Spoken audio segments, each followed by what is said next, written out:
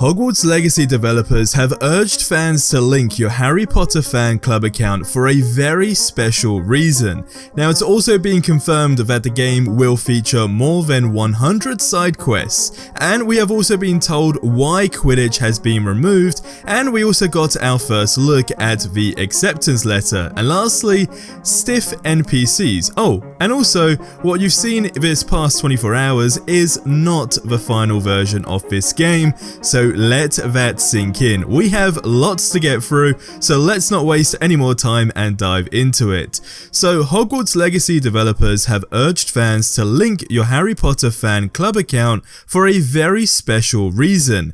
They posted a tweet an hour ago that said the following: link your Harry Potter fan club account and WB Games accounts to customize your game and unlock exclusive rewards in Hogwarts Legacy. In addition to your Hogwarts house and custom wand, you'll obtain a beaked skull mask and a house fanatic school robe. So that seems like a complete no-brainer to me, and well, they look incredible. Now, one of the YouTube videos that have been posted in the last 24 hours actually now state why Quidditch isn't in the game. Now, in Ben Snow's 10-minute video on Flight, one of the students says the following: Black cancelled Quidditch. Now, a lot of people are saying how that's actually very clever, simply because it gives a perfect opening for a future DLC with in-game lore. And the jokes have also rolled in as well, with a fan saying, well, that makes absolute sense too. Too much paperwork for Quidditch injuries, he could be styling his beard instead.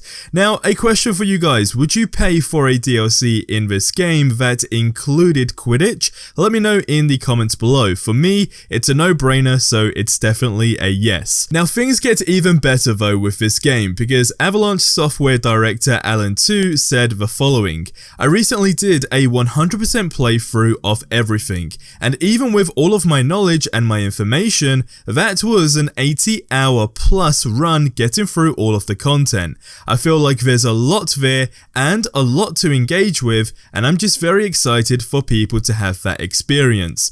Now, 80 plus hours is insane, and that's if you know what you are doing. So lack of content was a fear that people did have, but that's definitely been debunked, and it's also been confirmed that Hogwarts Legacy will feature more than 100 side quests. Now, speaking to Games Radar in a recent interview, Maria Screwer, I hope that's how you pronounce it, who is the game's narrative director and advanced game writer, basically revealed the staggering amount of side quests that players will be able to tackle in this game. Now, Maria said that over 100 side quests are in this game, including a lengthy main story, which of course will be available in the game, but it goes a little deeper than that though, because the choices and decisions that are made in the side quests will often impact the main campaign. Now, that sounds very, very fun, and of course what's interesting is we know multiple endings, so there's that. Now, Stiff NPCs. That is what can I say? It's been a massive topic, right? It has probably been one of the most popular topics out there this past week for this game, or concerns should we say, and I think after we've seen a lot of this gameplay, people now feel different. But a Reddit user did go ahead and post the following: let's get some facts straight and analyze the previews. NPCs are not always stiff. You can clearly see that they are doing something. Yes, there are certain NPCs that you see standing and doing quote-unquote nothing, but they still have basic movement animations and idle animations. But NPCs are interacting with each other and also with the environment. For example, Peeves interacting with student NPCs, etc. Now, second of all, in the daytime NPCs are populating the school, but at nighttime there are much less because, well, everyone is sleeping in their house dormitory, which of course is completely logical, knowing that even in the movies, when Harry went to search for Peter, there was not a single soul awake except professors, so it's pretty realistic and quite exciting to be honest. Now, I completely agree, and something that I've feel is worth mentioning is that this is not the final version of this game. So everything we've seen in the last 24 hours is not the final build of the game. Several YouTubers have actually confirmed that they were not playing the final version and that they were also not playing with the day one patch. So for anyone concerned about the odd pop-ins that you've seen, fear not, as it's either been fixed already or will definitely be patched on day one. Now lastly, we finally got to have a look at the Hogwarts acceptance letter, and well, it's interesting because people for some reason were actually disappointed that it was not handwritten, but nonetheless I'll let you guys actually pause the video so you can read it for yourself. Now, everything we've seen in the last 24 hours has been nuts. It has literally blown so many people away. This game has consistently also been compared to, of course, the Cyberpunk released, and solely on the reason of just the hype level behind this game.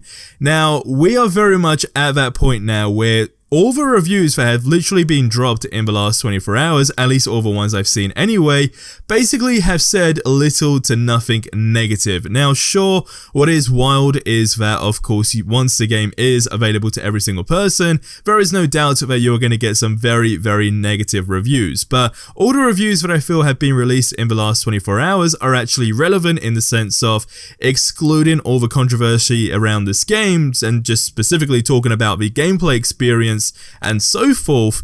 I mean, let's be honest, it looks absolutely fantastic, and what is insane, as I mentioned a second ago, it's not the final version of the game. So seeing how smooth things are and also the exploration that seems like it's going to be accessible is a lot more than I think we've all expected, and also knowing things about like Quidditch being the possibility to be in it, should we say included in a DLC, definitely gets me more excited. I mean, there's so many DLC opportunities for this game that it's just nuts, but I guess it's really going to now depend on how many players play the game and ultimately how many sales the game makes, which we already know for the most part. If you want to go for like a game of the year, this game is no doubt going to be pretty much 2023's game of the year, alongside a completely different game of being Spider-Man 2, but again, two separate games, two separate purposes, but this game is going to be phenomenal. Swimming is actually a thing, and thanks to some new info, Xbox users are now able to pre-download the game,